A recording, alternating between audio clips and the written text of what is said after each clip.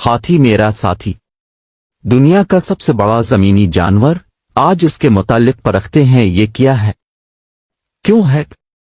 हाथी के मुतालिक जब भी सोचे, एक खूबसूरत इंसान दोस्त जानवर का गुमान ज़हन में आता है, और इसमें कोई शक नहीं कि जितना ये जानवर भूला, खूबसूरत और इंसान दोस्त है, मुख्तलिफ हालात में ये इंतहाई वहशी और जानलेवा भी हो सकता है।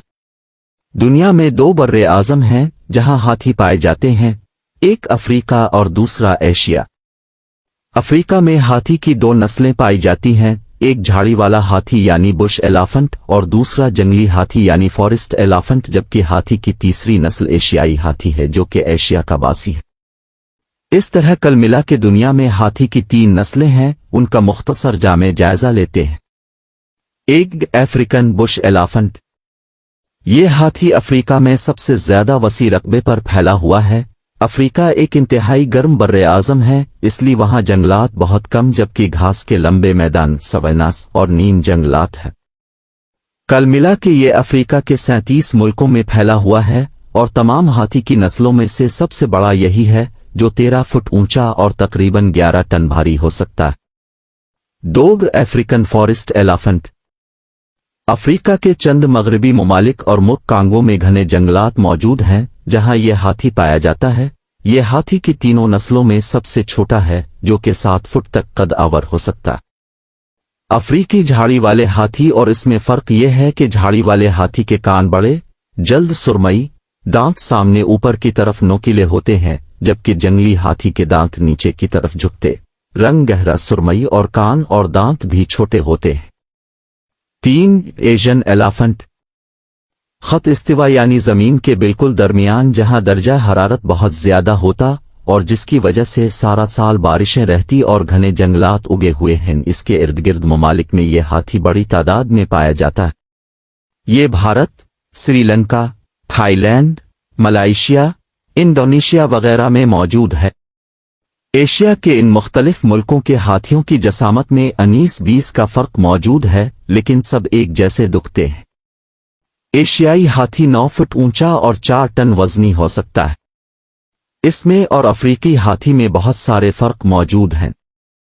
एक तो उनकी कमर बाहर की तरफ कर्व होती है, जबकि अफ्रीकी हाथी की कमर अंदर की तरफ। अफ्रीकी हाथी का सर सीधा, जबकि एशियाई हाथी के सर के दरमियान एक गाराव सा होता है।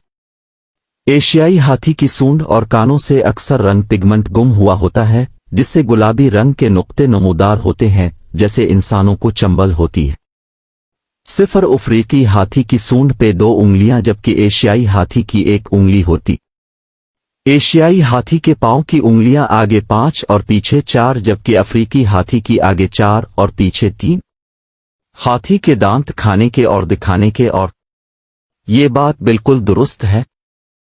हाथी के सामने के लंबे नोकीले दिखाने वाले दांत दरअसल दांत हैं, सुनिए नहीं, और वो उन दांतों से अपनी हिफाजत करते, दरख्तों का छिलका और जड़ निकाल कर खाते, पानी खोदते और सामान उठाने के लिए भी इस्तेमाल करते हैं, जबकि चरने वाले दांत हाथी के मुंह के अंदर मौजूद होते। इस तरह कल मिला के हाथी के मुंह में 26 दांत पाए जाते हैं।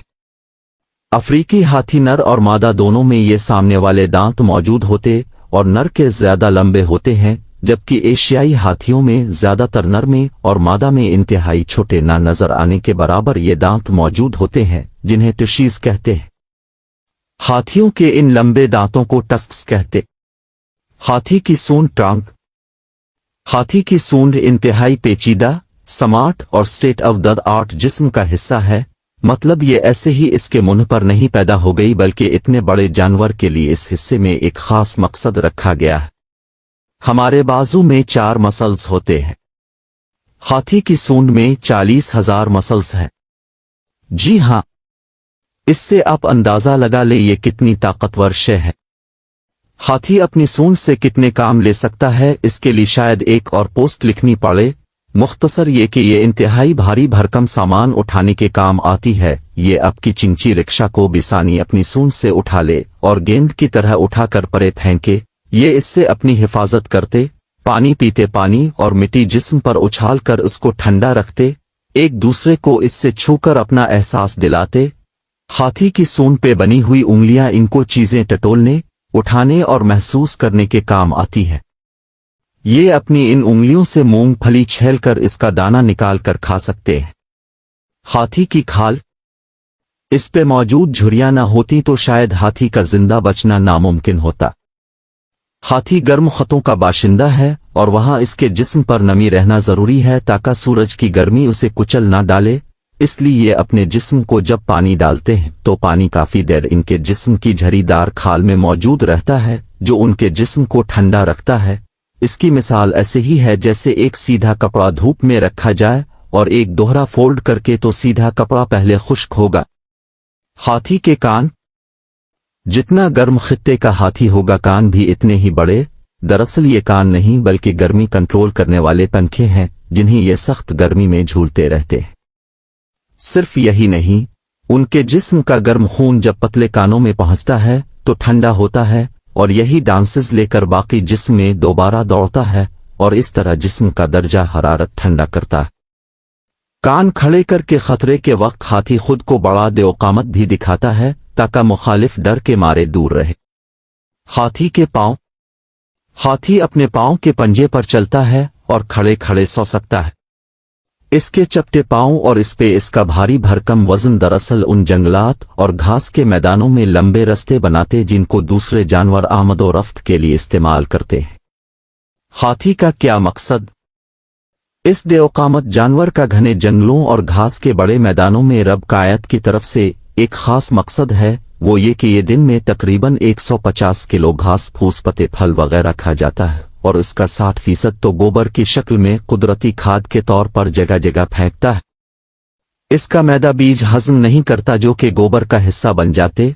डंग बीटर जो कि गोबर का कीड़ा दरअसल गोबर को जमीन में जगह जगह दबा देता और उसके अंदर बीज तो पहले से मौजूद, लिहाजा वहां नए दरख्त, झाड़ियां और पौधे उग आते। सिर्फ यही नहीं, हाथी के गोबर में डंग बीटर के लार्वा बच्चे पलते जिनको बहुत सारे दूसरे जमीनी चूहे और जानवर मसलन हनी बैजर खाते। हत्ता कि अब भारत में हाथी की गोबर से कागज बनाने वाली फैक्ट्री भी लग चुकी है।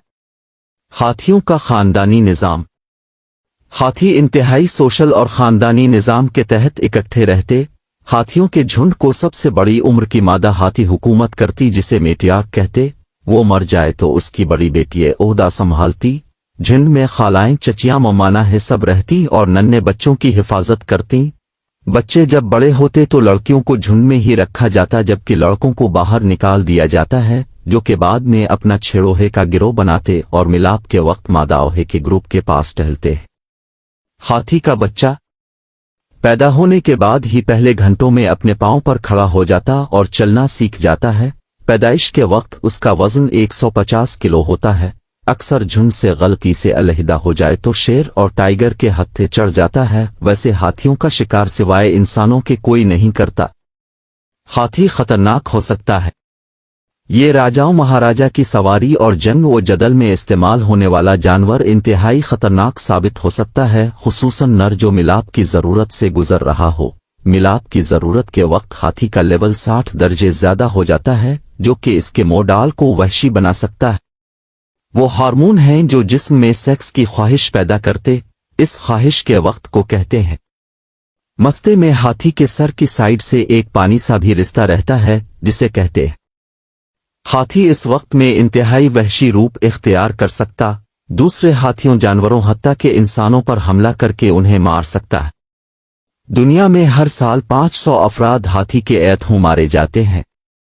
हाथी कैसे हमला करता? हाथी अपनी मजबूत सूंड से उठाकर पटक सकता, अपने नोकीले दांत घुसा कर मार सकता, फुटबॉल बनाकर पांव से ठोकरे लगा सकता है। लेकिन सबसे खतरनाक हमला इसका यह है कि ये टनों के हिसाब से भारी भरकम सर मुखालिफ के जिस्म पर रखकर रगड़ देता है जिससे अगले का कुके भी नहीं बचता। बचना हो तो भागें और ज़िंग में भागें, हाथी पीछा करना छोड़ देगा। हाथी खतरे में है।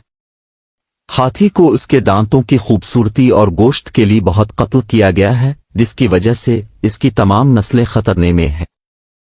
क्या हाथी चूहे से डरता है? डरता नहीं बल्कि उसे उलझन होती है। कोई भी जिंदा नन्ही मखलूकात उसके पांव में घूमे ये इससे घबराता और दूर रहता है। अलबत्ता शहद की मक्खियां इसके नाजुक हिस्सों पे काट सकती हैं اس لیے ان کو دیکھتے ہی یہ دور بھاگتا ہے۔ ہاتھی کی یادداشت۔ کہتے ہیں ہاتھی کبھی نہیں بھولتا، یہ بات کافی حد تک درست ہے۔ دراصل ہاتھی کے دماغ کا میموری والا حصہ انسانوں کی نسبت کافی بڑا ہوتا ہے۔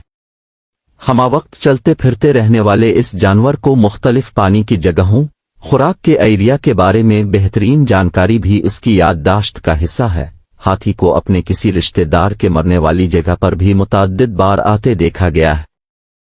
ہاتھی کو جوان ہونے میں 40 سال لگ جاتے ہیں، جبکہ 60 سے 70 سال اوسط عمر پاتا ہے۔ مزید اس طرح کی دلچسپ اور حیرت انگیز باتیں جاننے کے لیے فالو کریں۔ شکریہ۔